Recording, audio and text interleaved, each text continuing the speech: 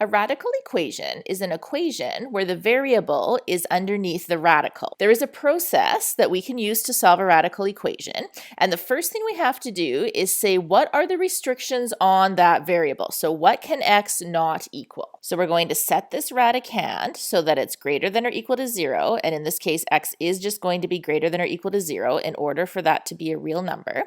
We then have to isolate the radical. So in this particular case, the radical is already isolated. When we go to solve any algebraic equation, our goal is always to isolate the variable. So what do we have to do to get rid of that square root sign? Well, we know that we can square, and squaring counts as a square root. Algebra 101, what we do to one side, we have to do to the other side. So I'm going to square to eliminate that square root, and that's going to isolate my x, and then 5 squared is 25. So we've now solved that equation, but there's one final step that's really important here, is we have to check to see, are there any extraneous root? An extraneous root is mathematically correct, but does not satisfy that original equation. So there's two things we have to check. First of all, check your solution against the restriction. So we know that x has to be greater than or equal to 0, and in this case, x is greater than 0. So the first point, we're good. The second thing we have to do is substitute this value back into the original equation and check to see, does the left side equal the right side? So we're going to verify our solution here. I'm going to take that 25, I'm going to substitute it back in the place of x, and then we're going to take the square root of 25. Remember, we're going to give that principal root, which is 5. 5 equals 5. The left side equals the right side, so we know that 25 is a solution to this equation. In our next example here, again, we're going to begin by stating the restrictions on the variable. So we're going to take this radicand and we're going to set it greater than or equal to 0. So in this case, we just have a radicand of x, so we know that x has to be greater than or equal to 0, and x is also going to be an element of the real number system. The next thing we have to do is isolate the radical. Now we can see in this case, this is my radical. What do we have to do to get rid of that negative 2? Well, we can bring that up to 0 by adding 2 to each side. And when we do that, we have the square root of x on the left. 0 plus 2 is 2 on the right. We're now going to try to isolate x. So we're going to remove that radical by squaring. Squaring, we know, cancels a square root, leaving us just with that x on the left. 2 squared is 4, and that is what we think our solution is. Step number 1, we're going to check this solution against the restriction. So x has to be greater than or equal to 0. 4 is greater than 0. So first point we're good on. Second thing is we're going to substitute 4 back in the place of x. So the square root of 4 is 2. 2 minus 2 is 0. The left side equals the right side. So 4 is a solution to that radical equation. Step number 1, state the restriction on the variable. So in this case, remember, y plus 1 has to be greater than or equal to 0. So isolate for y, subtract 1, y has to be greater than or equal to negative 1.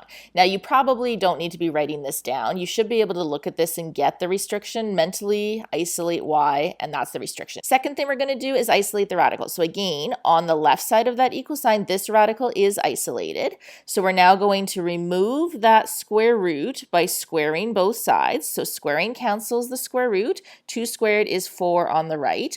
We're going to now solve this equation, isolate y by removing that 1, and so we have a y value equal to 3. Then we're going to go ahead and verify. So we're going to substitute 3 back in.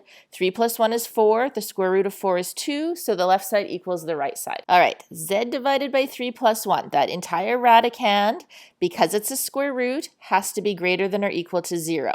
So we're going to subtract 1 from both sides. We're then going to multiply by 3. 3/3 leaves us with 1z. Negative 1 times 3 leaves us with negative 3. Eventually, you're going to be able to do this mentally. So I would say, okay, z needs to be isolated, move over that 1, it becomes a negative, multiply by 3, and we're going to get that negative 3. So in time, you won't need to write all of this down. You'll be able to mentally get that restriction. All right, step 2, isolate the radical. So this is the radical. You'll notice the 1 is beneath the square root sign, the 2 is not. So we're going to subtract that 2 from both sides, and then on the right-hand side, 4 minus 2 is is 2.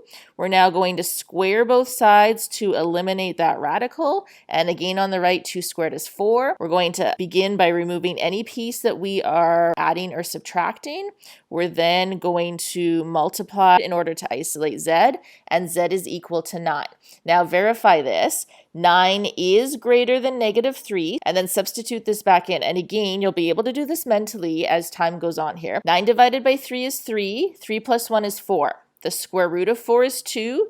2 plus 2 is 4. The left side does equal the right side. You'll notice our next one here has 2 variables in it. So we're going to begin with the restriction. Because it's a square root, in order for m plus 4 to be greater than or equal to 0, m is restricted to being greater than or equal to 4. Sometimes you're going to see it worded where it says, what are the values for that variable for which the radical is defined? That just means what are the restrictions on that variable to ensure that we have an expression that's defined.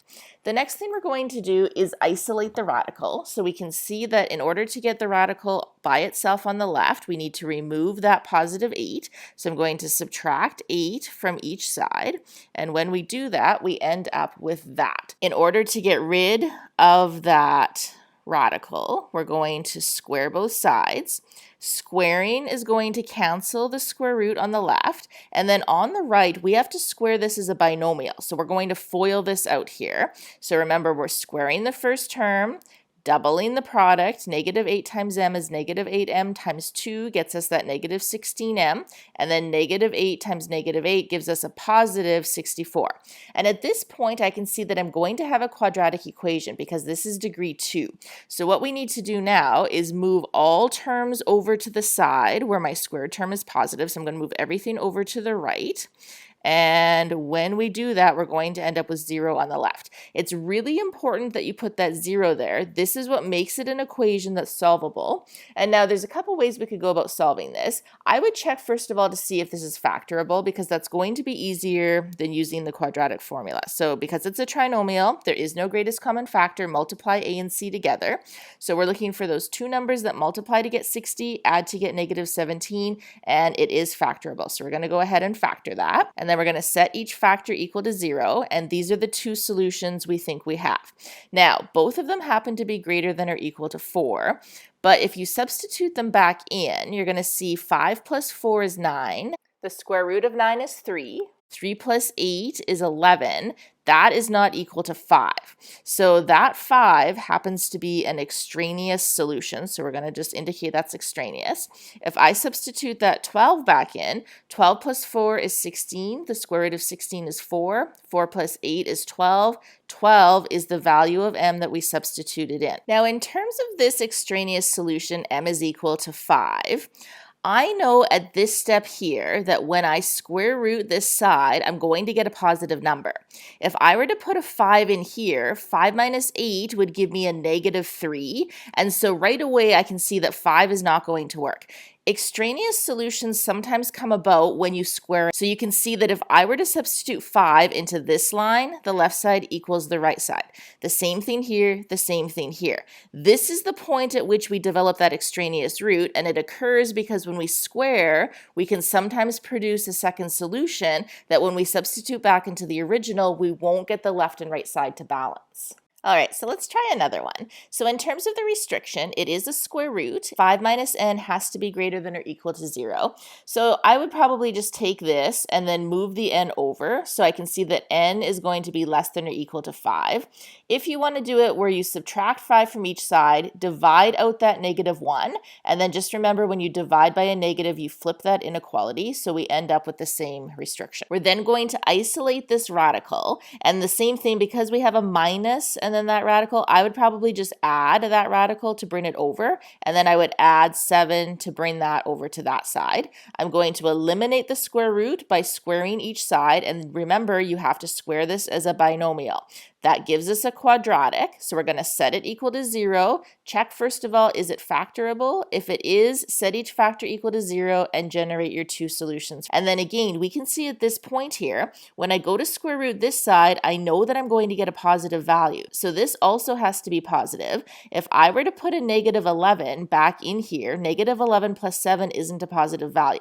So at this point, when I square, I do produce an extraneous root. You won't always. That's why it's really important you substitute back into the original equation and check, does the left side equal the right side? I am just going to show you quickly on the calculator how you can do this if you have numbers that are really complex and don't necessarily want to do it mentally. So I'm going to take my first solution and we're going to enter negative 4 and we're going to store it as the variable and press enter.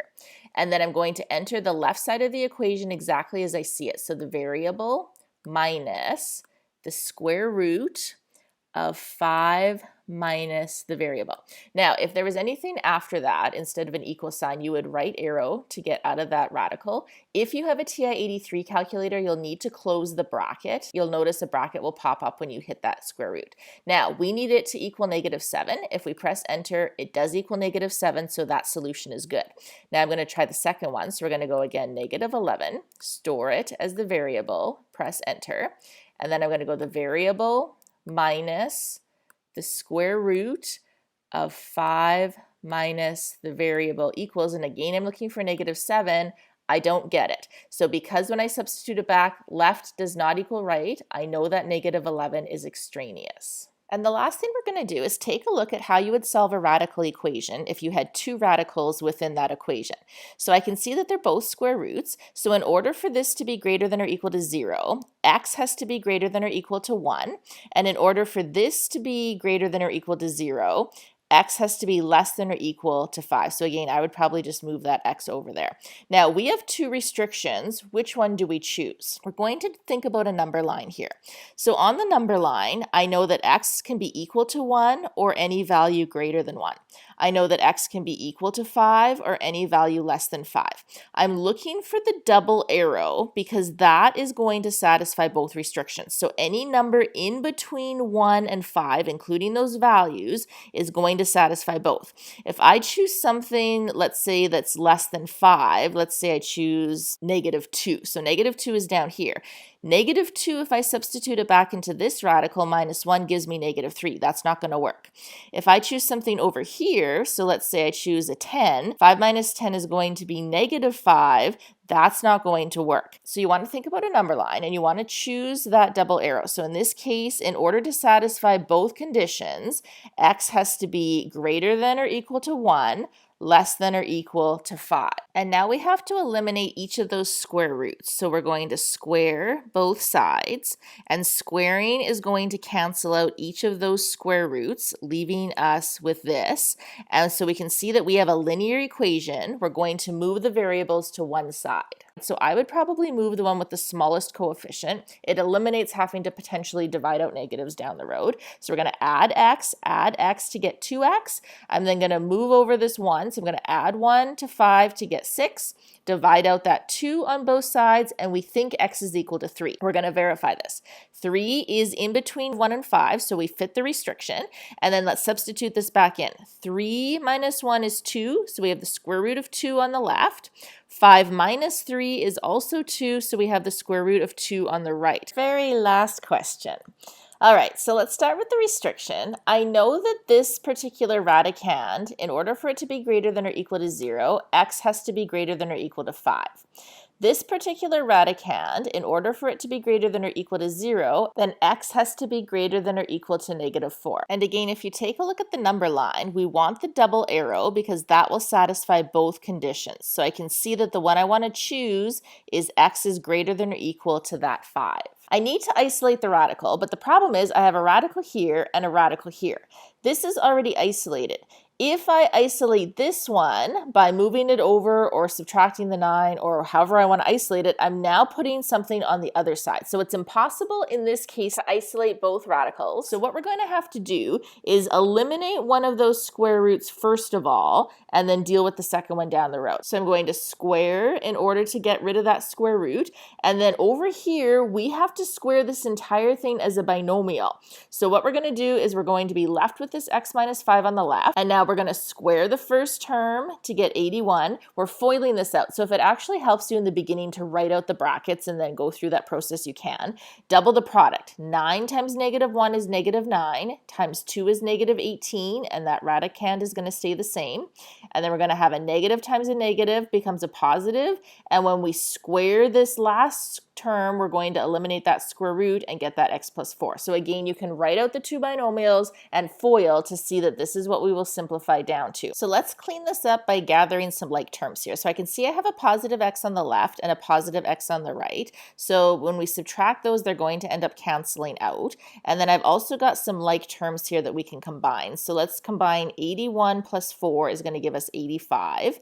And then I can also go ahead and combine my like terms there. So we're going to get -90 on the left. Let's go ahead and divide out -18. We're trying to now isolate that radical again in order to re-square it.